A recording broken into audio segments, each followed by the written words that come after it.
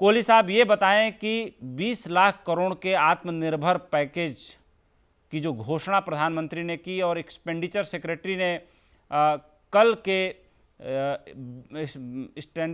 Business standard में, माफ़ी चाहता हूँ, बिजनेस स्टैंडर्ड में उन्होंने इंटरव्यू दिया था वहाँ के संवाददाता को, जिसमें उन्होंने कहा था कि इसको कोविड पैकेज के रूप में न देखा जाए, ये आत्मनिर्भर भारत पैकेज के हिसाब से ही इसे देखा जाना चाहिए। और आज जिस तरीके से आरबीआई गवर्नर ने उस आत्मनिर्भर भारत के पैकेज को सप्लीमेंट किया है, ऐसे में आपको लग रहा है कि ये बेहद ज़रूरी था, क्योंकि 20 लाख करोड़ का आत्मनिर्भर भारत पैकेज जो प्रधानमंत्री ने घोषित किया, जिसकी बारीकियों के बारे में 5 दिनों तक वित्त मंत्री निर्मला सीतारमण प्रेस कॉन्फ्रेंस करके जानकारी देती रहीं, आज जो आरबीआई गवर्नर ने घोषणा किया है, मुझे ये बहुत ज़्यादा महत्वपूर्ण लग रही है। आपका क्या कहना है? इसको सरल भाषा में हमारे दर्शकों को समझाएं। देखिए, सरल भाषा में अगर उपेंद्र हम लें तो जो पैकेज आया है 20 लाख करोड़ का, और जो आज रिजर्व बैंक ने घोषणा करी, इससे पहले भी घोषणा करी, ये दोनों को आप कोविड का भी है और आत्मनिर्भर भारत की भी बात है। जो 5 पिलर्स की प्रधानमंत्री जी ने बात करी थी, जिसमें economy, infrastructure, system, demand, demographics थे, उन 5 को घेरे में लेकर किया गया है।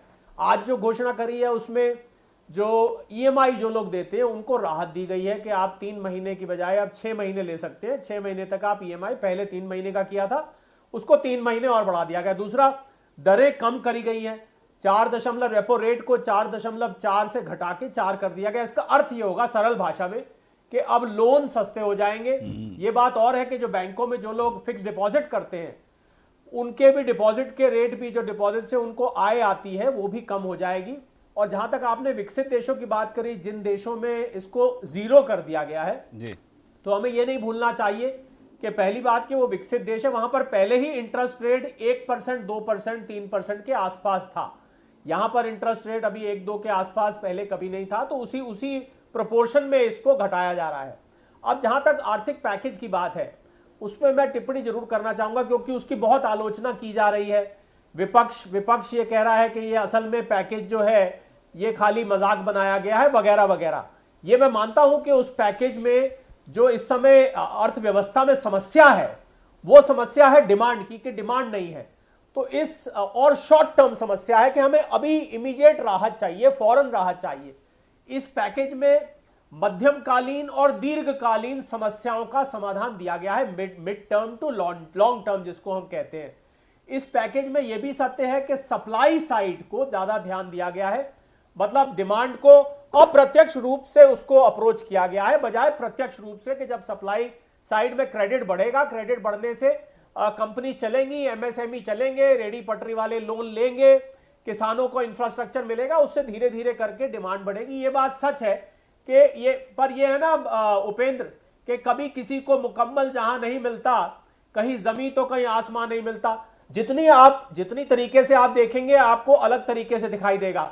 मुझे लगता है कि सरकार को क्या करना चाहिए था, मैं अर्थशास्त्री होने के नाते निष्पक्ष होकर बात कर रहा हूं, बिल्कुल, कि देखिए, आपका घर है, कोई आपको कहता है साहब आप ये खर्चा करिए, तो आपको मान लीजिए वो खर्चा आपकी हैसियत से बाहर है, तो आप सीधा कहते हैं भाई हम इस खर्चे को अफोर्ड नहीं कर सकते। मुझे लग रहा है सरकार को यह स्पष्ट कर देना चाहिए था, जो किया है अच्छा किया है, पर स्पष्ट कर देना चाहिए था कि अभी अर्थव्यवस्था फिस्क इतना धन हम अफोर्ड नहीं कर सकते। शरद जी मेरा एक सवाल है। सवाल यह है कि कहीं जिस तरीके से Fitch, S&P, standard and poor और तमाम रेटिंग एजेंसियों ने जो ये कह रखा था कि भारत की इकोनॉमी सिर्फ जंक से एक लेवल ऊपर है, अगर भारत बहुत ज़्यादा कैश पैकेज देता है और लोगों के पॉकेट तक रातों रात पैसा पहुंचाता है, तो उसकी रेटिंग माइनस में चली जाएगी, और जितने फॉरेन इंस्टीट्यूशनल इन्वेस्टर्स हैं और जितना इन्वेस्टमेंट हमारी तरफ आने वाला है, अगर भारत की रेटिंग जंक में चली जाएगी तो वो सारा कुछ बहुत दीर्घकालिक तरीके से प्रभावित होगा। तो आपको नहीं लगता कि एक ऐसा डिजाइन किया गया कि भाई इस संकट काल से निकलने के लिए, इकोनॉमी को और बूस्ट करने के लिए, भले थोड़ा इसमें वक्त लगे, एक डिजाइन ऐसा किया जाए कि हमारी इकोनॉमी जंक में भी न जाए और जो है मार्केट में लिक्विडिटी आ जाए, एमएसएमई को ठीक ठाक पैसा मिल जाए, किसान को भी टेक केयर ऑफ कर लिया जाए, रेडी पटरी वालों को भी टेक केयर ऑफ कर लिया जाए और अपनी इकोनॉमी को भी बचा लिया जाए फॉर द टाइम बिंग। क्या कहना चाहेंगे आप? आपकी बात बिल्कुल ठीक है उपेंद्र, जो आप कह रहे हैं वो बिल्कुल सत्य है, उसमें कोई दो राय नहीं है। पर किसी विपक्ष के व्यक्ति ने यह उदाहरण दिया कि एक व्यक्ति एक्सीडेंट होके आया अस्पताल में, उसको खून आ रहा था। अब उसको आपने कहा, डॉक्टर ने आके कहा कि इसको विटामिन दे दिया जाए, चाहिए उसको थी पट्टी बांधनी, क्योंकि जो खून रोकना था फर्स्ट एड चाहिए थी। थोड़ा मुझे लग रहा है वहां पर कहीं फर्क रह गया। पर मैं दोबारा ये बात कहता हूं कि सरकार को ये बजाय कहने के कि हम 20 लाख रुपए का फिस्कल स्टिमुलस पैकेज निकाल रहे हैं, स्टिमुलस पैकेज निकाल रहे हैं, ये कहना चाहिए था कि हम 18 लाख करोड़ का हम क्रेडिट या लिक्विडिटी पैकेज निकाल रहे हैं और उसमें से 2 लाख करोड़ का हम फिस्कल पैकेज निकाल रहे हैं।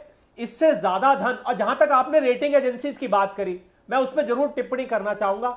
इस समय उपेंद्र पूरी की पूरी दुनिया ही जंग हो गई है। आप जिस जंग की बात कर रहे हैं, बड़े से बड़े देश America, Japan, Germany, France, Italy, में नाम गिनवाता जाऊंगा, जो अपने आप को विकसित देश कहते हैं, सबके सब जंग हुए पड़े हैं, सबकी नेगेटिव ग्रोथ हो गई है। तो जहां तक रेटिंग एजेंसी की बात है, तो पहले ही जो मरा हुआ सांप है उसकी आप क्या रेटिंग करेंगे? पूरी दुनिया ही इस समय रेटिंग के, तो मुझे लग रहा है ये रेटिंग देखने का समय नहीं है।